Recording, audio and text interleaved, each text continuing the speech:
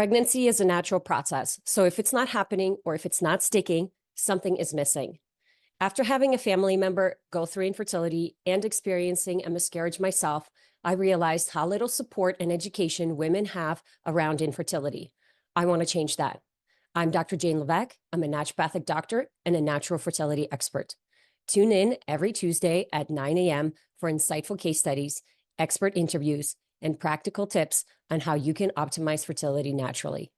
If you've been struggling with infertility, pregnancy loss, women's health issues, or you just want to be proactive and prepare yourself for the next big chapter in your life, this show is for you. All right, ladies, today I want to talk to you, and probably gentlemen, you probably are going to want to send this podcast episode to your partner about collecting a proper sperm analysis and understanding what a good sperm analysis actually entails. I will go through some of the samples that I've had with patients, but recently what I have seen is just the lack of knowledge and understanding and the lack of guidance from the conventional system, from your fertility clinics, on how to complete the sperm analysis correctly. And then we're getting the sample that's basically not interpretable because of the mistakes that were made, whether it's the days of abstinence or the amount of time that it took for them to collect, from collection to the sample to actually getting the sample analyzed. And then we're getting, or maybe some of the sample got missed and not everything got into the cup. Then we're getting and almost freaking out about these diagnoses that, oh my God, my partner has the worst sperm ever, or we're being told everything is fine. And in reality, nothing really got tested. So I want to shed more light on this today, because like I said, I'm seeing a lot of mistakes.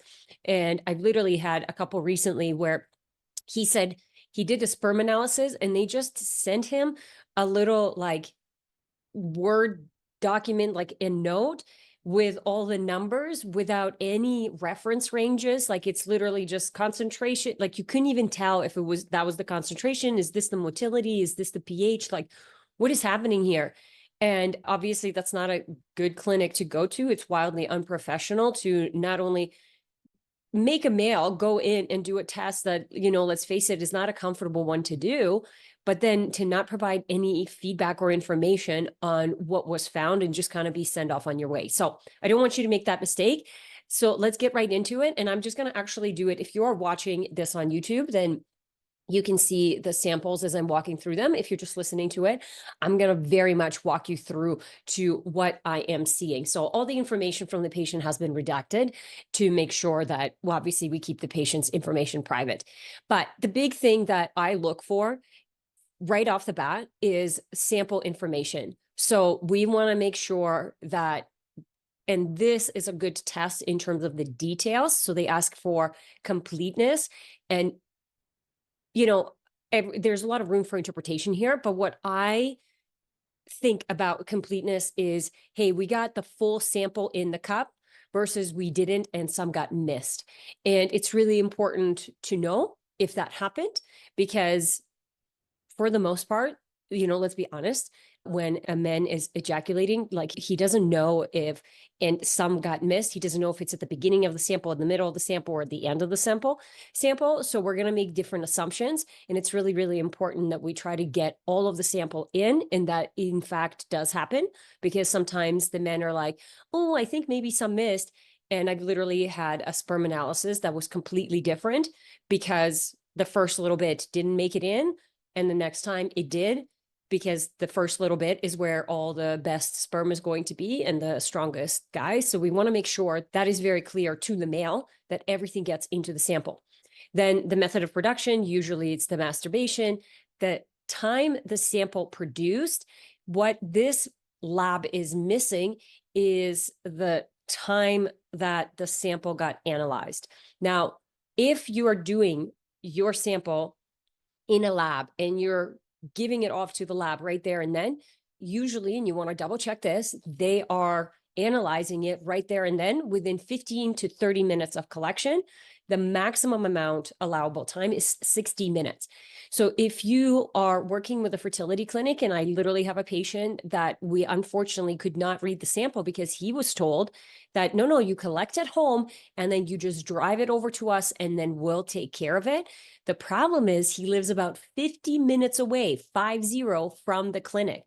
So he collects the sample, and even if he gets into the car right there and then and hands it off to them, they only have it. There's 10 minutes left in order for that sample to be viable.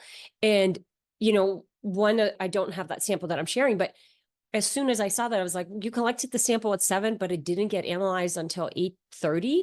That's too long. Why is that? So I didn't realize that some clinics were telling men to just collect at home and then drive over, which might be okay if you live 2 minutes away from the clinic, but it's not okay if you live an hour away from the clinic. So that's really important. This sample is missing that information. So we have that the time that the sample was collected is at 8:07 a.m. But and then ideally there is another bar right underneath, or another sentence right underneath, where it says the time that the sample was analyzed, and that should be within 30 minutes, ideally 15 minutes, but definitely nothing over 60 minutes, because sperm are very viable. Like they're going to die within that time. It's really, really important that the time between collection and analysis is very, very short as possible. And it also, in terms of what I will say is, I think most men are really underestimate this, but everything, and I mean everything that the male does will reflect in his sperm. The food that he's eating, the amount of times that he's pooping, how much he's sweating, how much he's exercising or not exercising, the amount of stress that he's under, how much he's sleeping or not sleeping, how much alcohol he's drinking or smoking, whether it's weed or cigarettes or vaping. Every single thing that he does will reflect in his sperm. And so even if he's sick, I've had patients test and they just go in and they were exhausted and they had just COVID and they're like, but I got to get the sample done. And then the sample turned out to be terrible, of course. And so then here we are freaking out that the sample, I'm not freaking out, the couple is freaking out that the sample is bad and he doesn't have good sperm. Where in reality, we're not going to diagnose anything from just one sample. It needs to be minimum 2, but ideally 3 samples for us to say, hey, I think that this is a problem and there's something else going on. And you definitely want to get it from a place, like even when you guys are trying to conceive, if both of you are exhausted, if both of you are stressed, it is reflected in your health and therefore in the quality of the egg and the quality of the sperm. And I know infertility is stressful. I get it.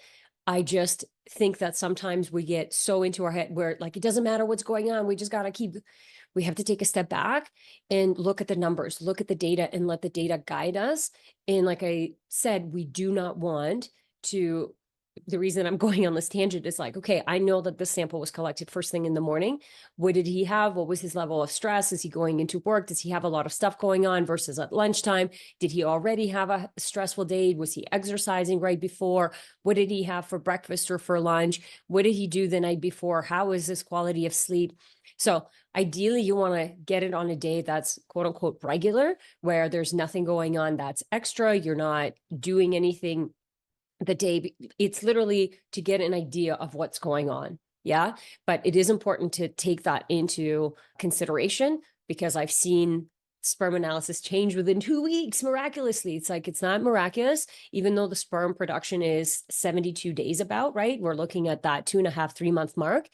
The maturation, males make new sperm every day. And so the sample that comes out is everything that they're making. They'll have mature sperm and brand new sperm in that sample. And that's why we're not expecting to see 100% great morphology or good swimmers, because the male is producing sperm every single day. And what comes out of the sample is brand new sperm and matured sperm. The reason that we can have a big impact over the 3 months is, of course, if we understand why the morphology is off, or the concentration is bad, or that the progression isn't there, like the motility or the pH, then we can do an appropriate treatment to obviously fix the issue, if you will. But if we have no idea what's going on and we're trying to just take supplements and hope that's the thing that works, then we're not as accurate for obvious reason. But the 2 weeks of maturation that happens, so while the sperm is made, and then it kind of sits in the testicles for 2 weeks before it's quote unquote mature and ready to go. we can have and see a big difference there's not a single sample that's going to be the same, but we could see a big difference in this 2 weeks mark. So for example, I had somebody who had COVID test and they had an awful sample, and then they just waited for a couple of weeks until their infection went away. The energy went back up and they felt good. And all of a sudden the sperm changed. It's because even 2 weeks is going to make a difference, because every day the male is making new sperm. So I really just want to get that across. So that's the first thing, is the time of day. And then how quickly is it analyzed? The next thing is abstinence. So big mistake always is more than 3 days. I wanted 2 to 3 days of abstinence. Right here in the sample, it's 4 days. And you could see that the reference range is 2 to 5. And that's not accurate enough. If it's 5 days, 4 days, 5 days, 6 days, or even more, I had a patient come in and it was like 6 days, that sperm is going to be quote unquote rubbish. It's too old, and you're not going to have a very good sample. We want fresh sperm. And for guys, it's a supply demand. If there is no demand, the supply goes down. And very much with infertility and just in general for guys, it's important to have that release on a regular basis. For women as well, but we have, again, more complexities when it comes to the hormones. So abstinence here, 4 days, I'm right away going to take that into account, that this sperm is probably a little bit old.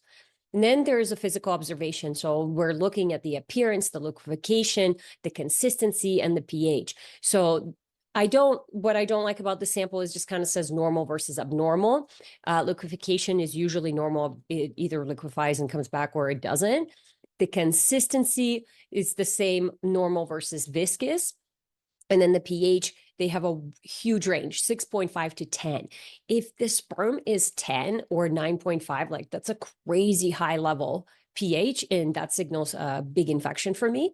So I like to see it between 7.5, usually it is, to 8, just because it's like sperm is going to be more basic and more alkaline, versus the female reproductive system is more acidic. But during ovulation, the woman produces more white cervical fluid production, which is actually more alkaline in nature, which allows the sperm to survive in the female reproductive system for longer. But it also allows it to swim for, higher up. So it can survive and it can swim right upstream. That white cervical fluid that's really stretchy, it like creates these lines for the sperm to just get right through. So I always want to make sure that pH is definitely not higher than 8.5. I consider even 8.5. It's like, oh, it's starting to get a little bit high. And then typically we start to see whether we start to see some debris, or we start to see some viscosity or liquefaction issues.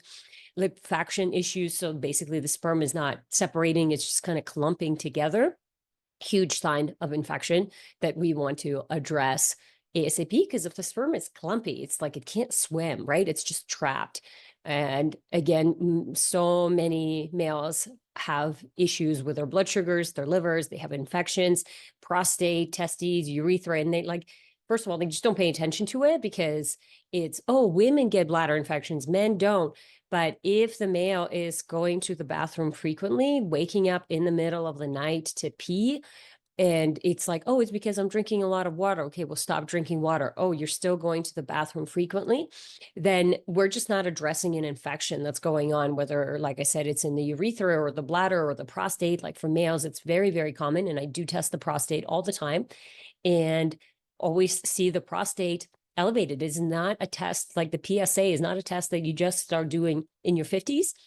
If you're struggling with infertility, your male should be getting his prostate checked now, at least through the blood work first, and then potentially having to do more of a thorough prostate check with ultrasounds and, more of a physical exam to understand what's going on. But it is a sign of infection when we have these pHs that are really high, and there's a lot of viscosity and appearance debris, anything like that should not be there.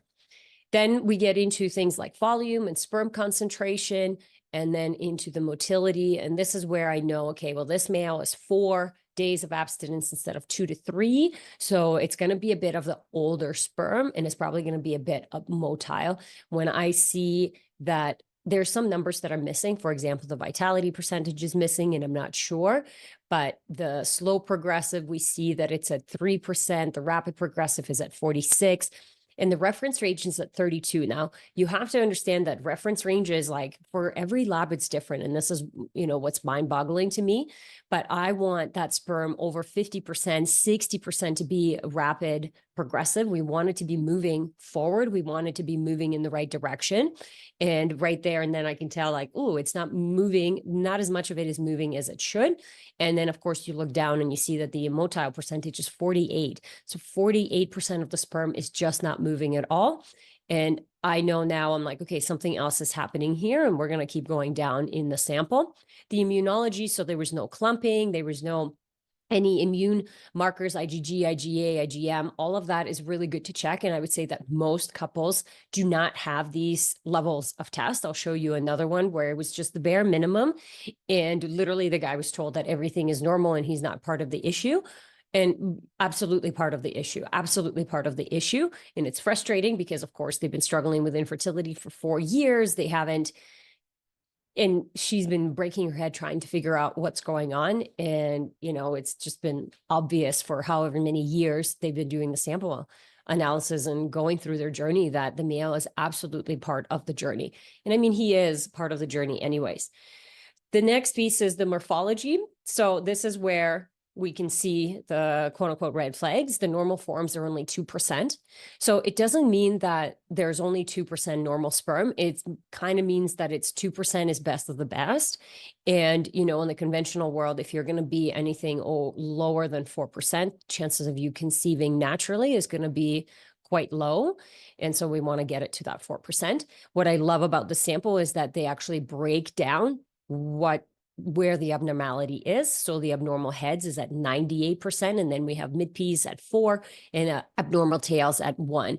I'm not sure how they're adding that up to 100, to be honest, but we see that the abnormal heads is really high. And when I see heads that are abnormal, this is exactly where the DNA is going to be, the part of the DNA, the genetic code that's going to be passed on to the egg. And we do not have a DNA fragmentation test. Now, a lot of people do not get this done. I highly recommend to get it done. But my assumption is that the DNA fragmentation is probably going to be pretty high for this fella. And we're not surprised. He was high stress, didn't drink way too much coffee, didn't drink enough water, smoked pot, drank pretty, I would say, on a regular basis. So even if it was once a weekend, but going out and having 3, 4, 5, 6 drinks, even if it's once a weekend, it's still a pretty big toll. Like it's pretty big inflammation, high hit on the liver, the microbiome, everything. So when we're struggling with infertility, I'm always very transparent with my male patients. It's like, hey, if I know your sperm is not going to be perfect if you're drinking, if you're smoking pot, if you're not sleeping enough, all that jazz.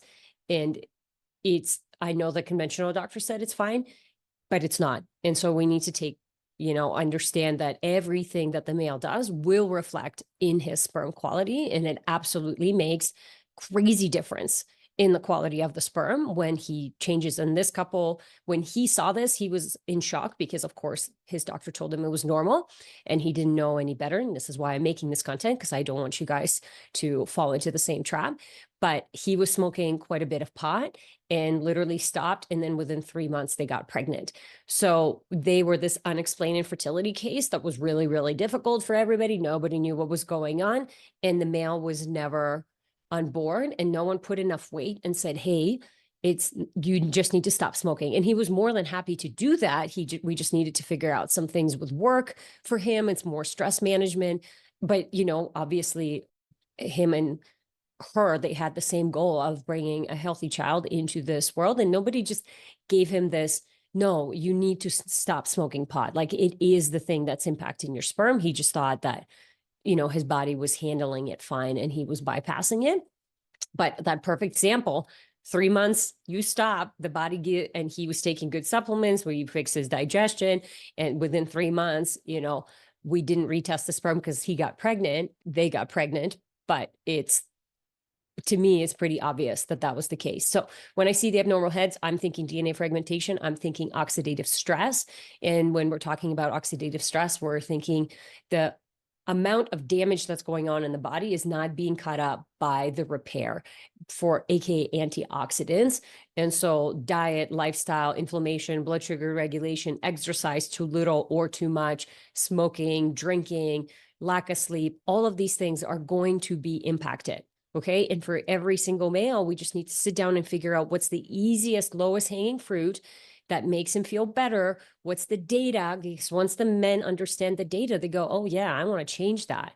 And of course, I run lots of testing on all of my males because the semen analysis just gives me a window into like, okay, something is wrong, but it does tell me why. I'm still making a lot of assumptions. And so when we ran a full blood work panel, guts to analysis, environmental toxic panel, and we saw, oh my God, there's so many heavy metals and you have mold and yeast fungal overgrowth and your gut is a mess. And look at this cholesterol that's elevated and these inflammatory markers.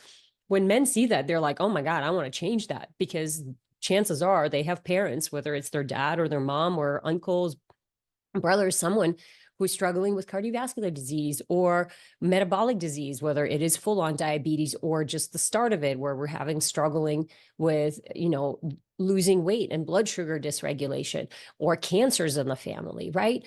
We see our parents developing those things, yet we don't think that has anything to do with the lifestyle. And it absolutely does. And usually I say that metabolic issues start very early on. It's just the body tries to adapt in trying to do its best for as long as it can. But by the time we turn a certain age, it's just been adapting for so long, the weakest link is going to go.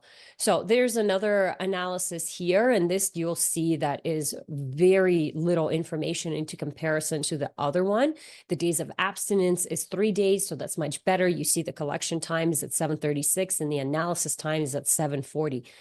Fantastic. 4 minutes right there, in and out, versus, like I said, hey, it's been an hour and a half.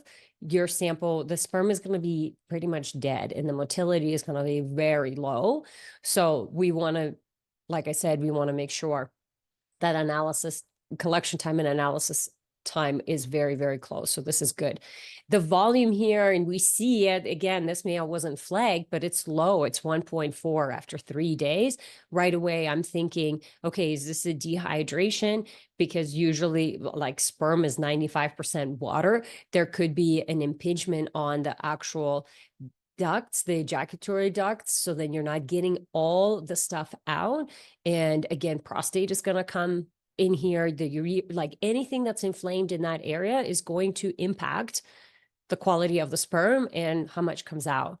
The viscosity was good. The pH here, they had, the range was 7.2 to 7.8, which I think is a very narrow range. I see quite a bit of sperm that's at 8.0 and it's okay. He is at 8.1, so it's a little bit higher pH. So again, that kind of signals me that there is an infection.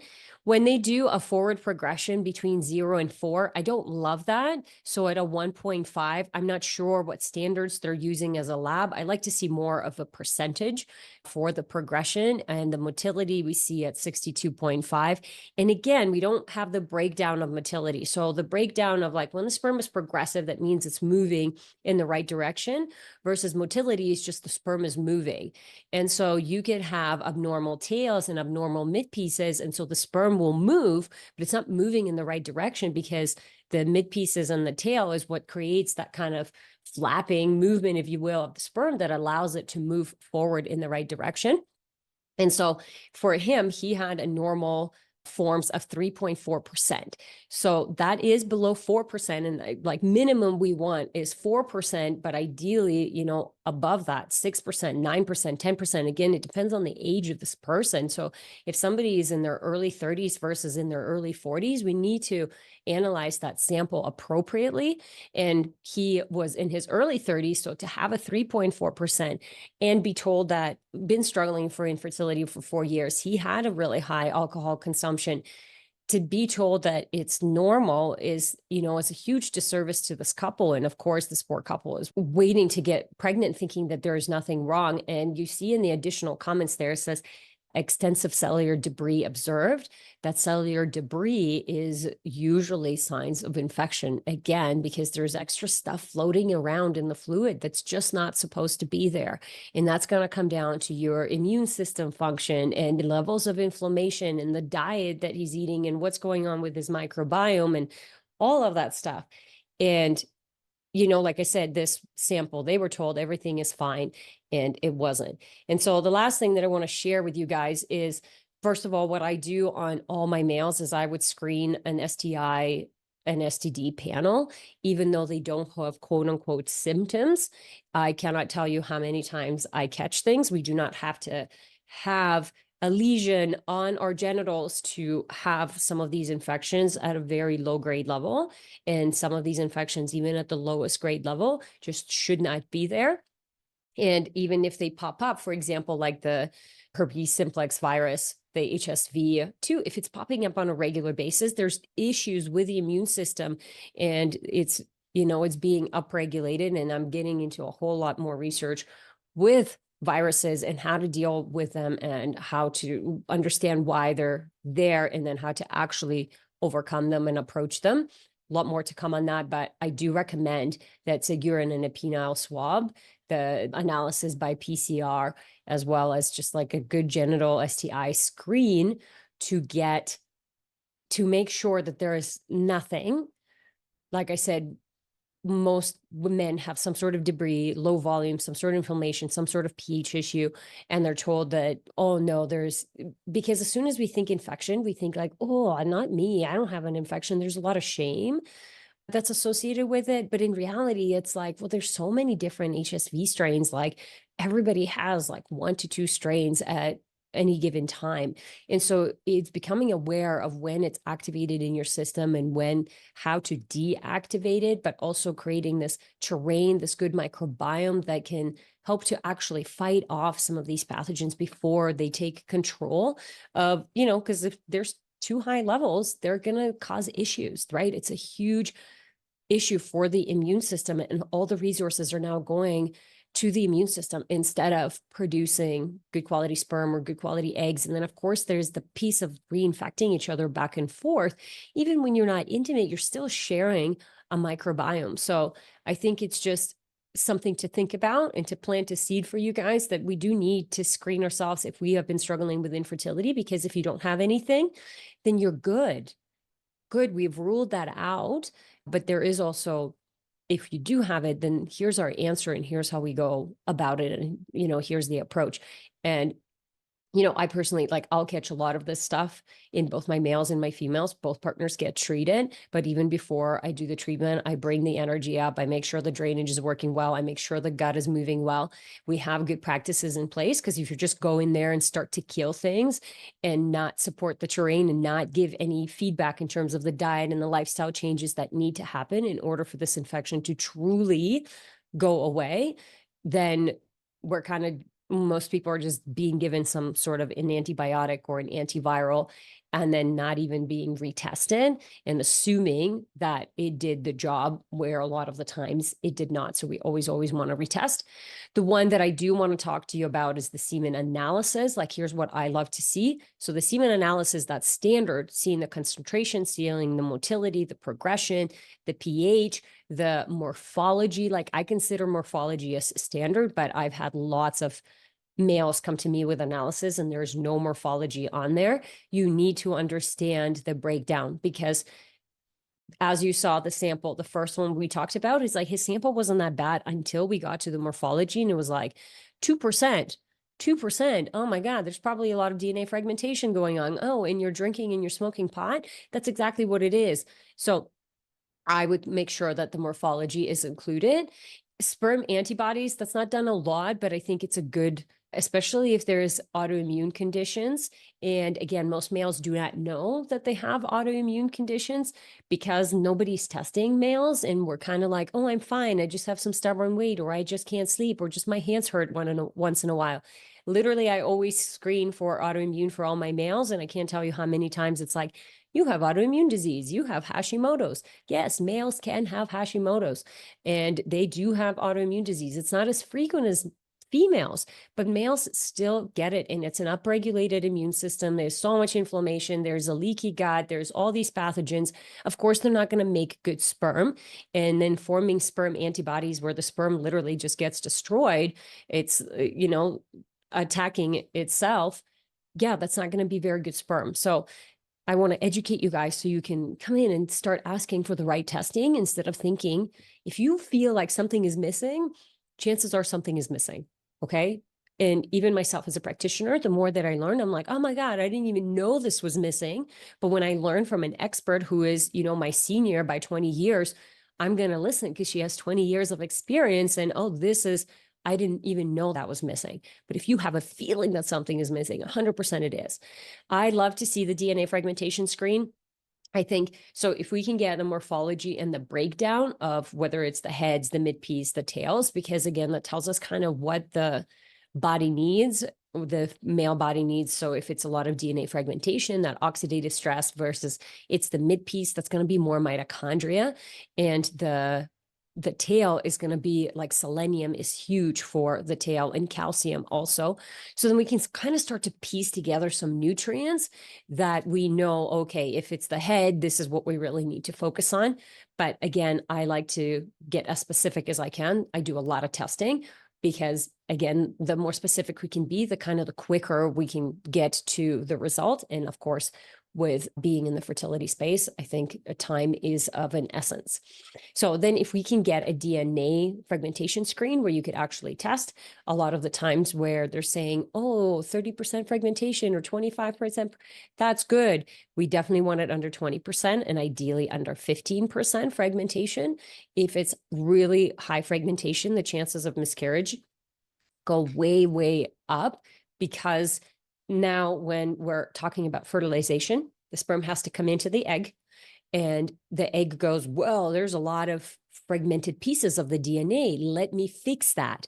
And so it spends all its energy fixing DNA fragmentation. Then it fixes anything that it has for itself. And then the fertilization process starts. And then, the embryogenesis can move forward.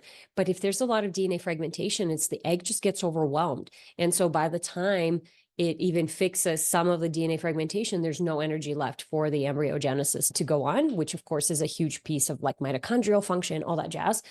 So we want that DNA fragmentation below 20 and ideally below 15%. Otherwise, I'm thinking oxidative stress for the male, and we need to assess and understand where it's coming from. And what I will say for men, the hardest thing is compliance, but I don't have a lot of compliance issues with a lot of my males because, well, first of all, they've been struggling for a long time.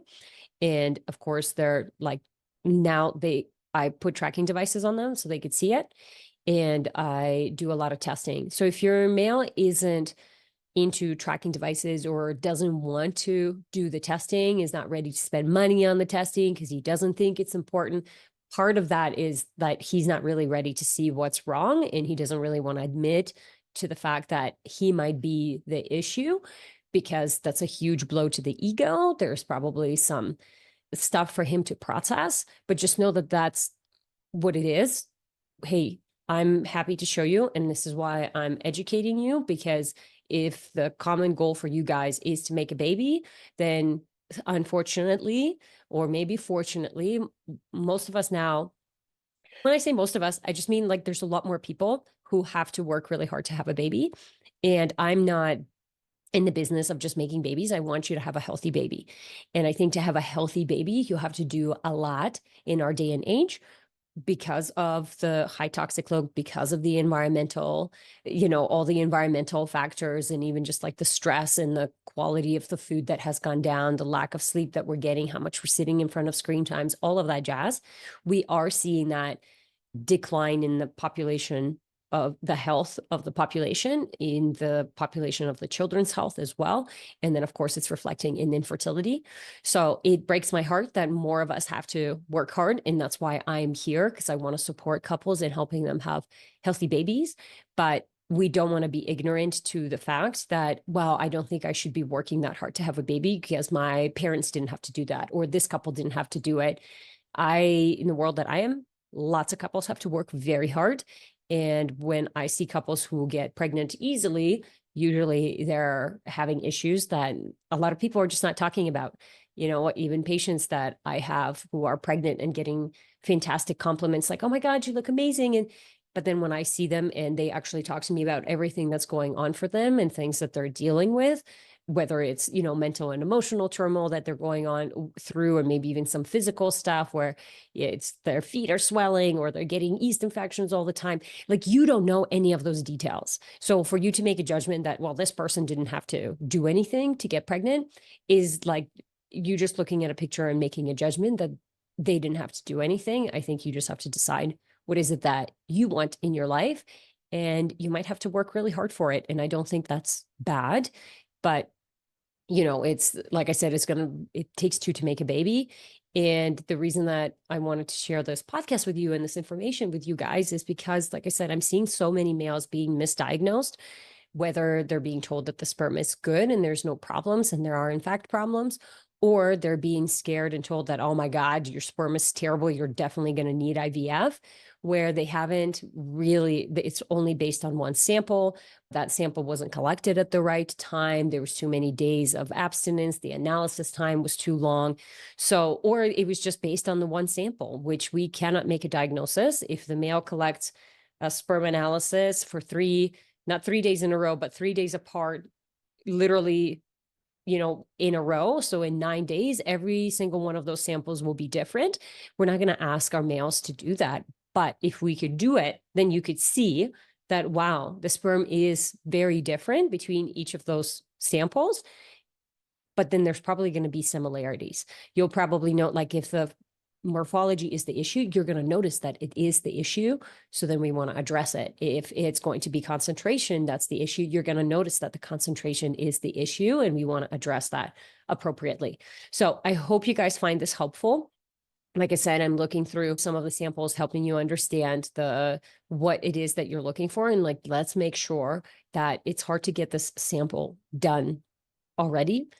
Let's make sure when we do it right, we do it right, because it's the worst when I get a sample and I'm like, I can't interpret this. This has been too many days. It's the time between analysis, like this is a throwaway sample. So I just want to help you guys prevent from making that mistake. I hope you find this helpful. Please send it to your partner if you think he is open to listening to this and learning from it as well. But that's it for this episode, and I'll see you next week.